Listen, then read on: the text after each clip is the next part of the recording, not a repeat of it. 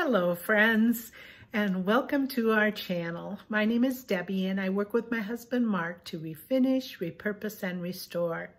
And today we're going to show you the next step of what we've done with the kitchen upstairs. Remember, this kitchen has been a bedroom before. So in the early 1900s, when the Sands started having children, they added on to their house. And one of the things they added on was a kitchen on the main floor, and above the kitchen was the servants' quarters. And then in 1958, 1959, when the Yeagers moved into the house, they were actually going to start a nursing home on the main floor, and then their family would live upstairs. So they turned that servants' quarters into a kitchen and added on another level, which was actually a family room for their area. So that it went from 1920s like decor to 1950s, 60s like decor, and it went from gas lighting to electrical lighting, from fireplace heating to steam heating. So a lot of different changes in one small area of the house. So you're going to see where we've gotten so far, and you're going to get to see a little bit into what has now become like a storage area, which is that family area that we will work on once the kitchen area is done. We are going to walk into the kitchen to see exactly where Eric and Paul left off. Unfortunately, Eric has come down with COVID, so he won't be working for a while. So prayers for his quick recovery. So this is what it looks like as we come in. To the left would have been the refrigerator, and you can see the old lath as well as the board. And we have wiring for our light fixtures and our outlets. And we have, looks like, new insulation along that outer wall. And that would have been where the sink and the cupboards were. And looking up, you see lath, and you see now new wiring for new light fixtures.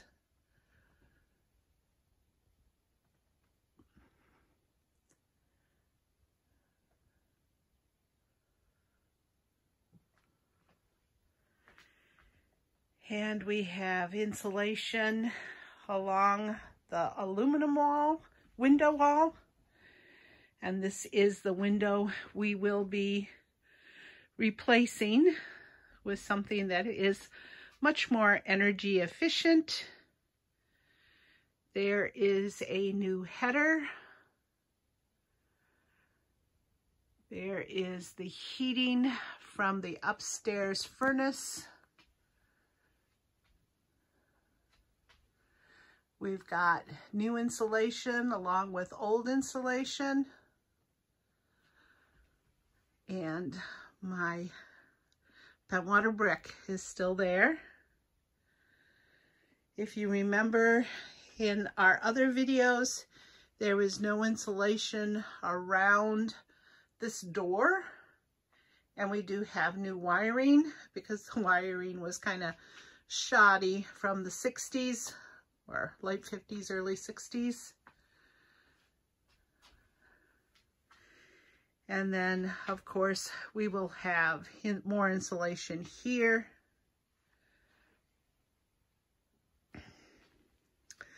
I love finding these little notes written on the wood from Eric.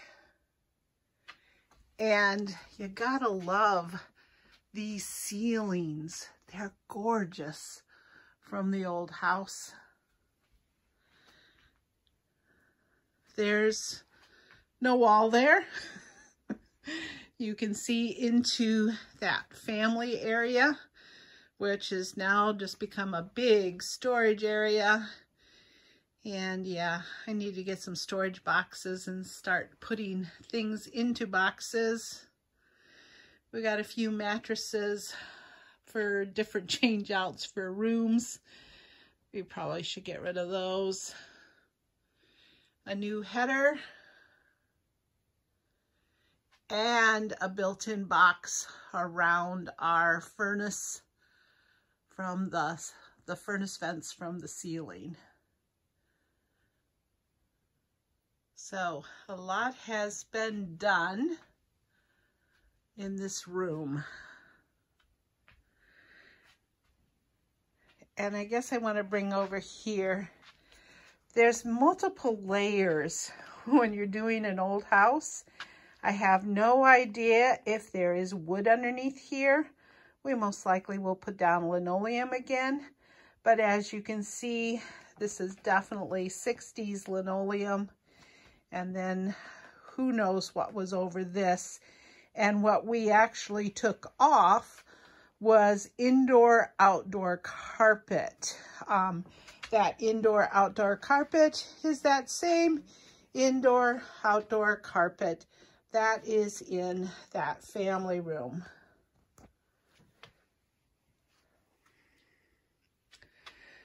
So once the kitchen's done, then we have to go in and clean this up a little bit. We'll be getting rid of that bar. We'll be getting rid of the step down. Not exactly sure what else we'll be doing in there. That will be another video all in its own. So with that, we're going to go back out that door to where it's a little warmer. Okay, what are you doing?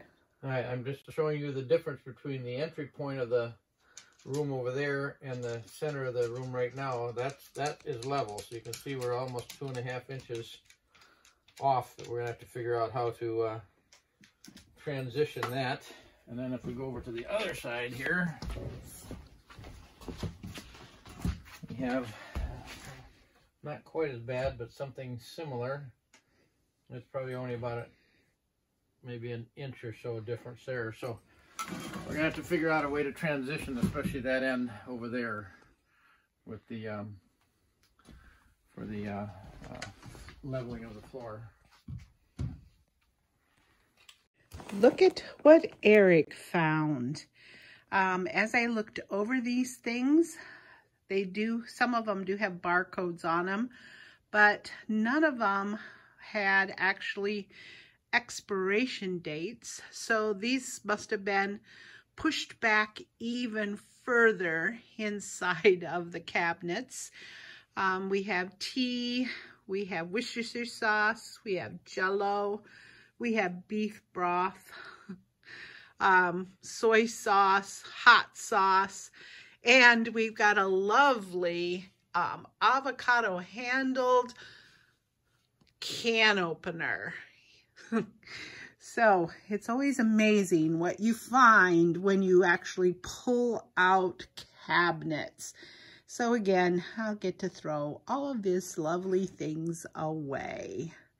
And by the way, there's all of the cupboards.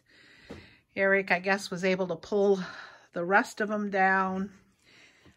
He saved me several different layers of wallpaper because I am keeping pieces of the wallpapers that we're finding in the house and the linoleum and the carpet. He knows I like to keep the old light fixture covers, anything that is kind of historic for the house. Looks like we also got the old lamp fixture that used to be on the wall that's no longer there. As you can see, it is very 60s. Mark is really leaning towards not using these cupboards. So if you guys have any ideas of what I can use the cupboards for or the doors for, please put them in chat. That will be very helpful for me. I think Mark is planning to use the silverware drawers and the Lazy Susan. I'm thinking, because he's actually using those measurements. A couple of the fun things that I want to try to use again are the little shelves that were in the corners above the sink. Now I don't have to use that ring, but it'd be nice to incorporate some of the older stuff in there. As you can see, I emptied my cupboards. I really didn't think they'd be coming into this room. So now I not only have to empty the cupboards, but now I have to pack the stuff up until we're ready to actually put it back into the cupboards, or it may not go back into the cupboards. Who knows? We've had a couple of tea parties. One that was done by the Historical Society has a money raiser. So we have a lot of things that we accumulated for the tea parties. And this is the main reason why I came upstairs. It was to get my Christmas boxes, because I am going to take down the Christmas tree finally. Yeah, we're almost in February, so I'm going to take down the Christmas tree. But as you can see, there's a lot of little things that Eric will try not to damage them, but can get damaged if I don't get them packed away. So that will be on my to-do list for this weekend also. I forgot to empty this drawer. I've got to tell you this story. So I came up here for Grandma Week, which I started in 2011. And at the time, I only had 3 grandchildren. And we had driven up from Ann Arbor, which is a 3-hour trip. And the kids were just a little on the restless side. But when we pulled up into the driveway, there was this lovely flamingo parade. There were lighted flamingos around the door. And then as they came in, they found flamingos everywhere. These bright pink guys turned their frowns and their obnoxiousness into smiles and giggles. And for about an hour and a half, they did nothing but run around the house looking for flamingos. This was such a nice little treat that was provided by a friend by the name of Jack Dentler, who has since passed. And it was a great way to start Grandma Week when it had initially had a very dismal start. So looking at this drawer of flamingos brings back a lot of smiles and memories. Thank you for joining us today. And as you can see, we still have a lot to do, and we feel very privileged to bring you along on our journey. We don't just work all the time. We do take time to have some fun, and we like thrifting, antiquing, and all things Pentwater. Please remember to like, subscribe, and comment, because that will help us keep a piece of the past for the present and the future. And we hope to see you in our next video. Bye.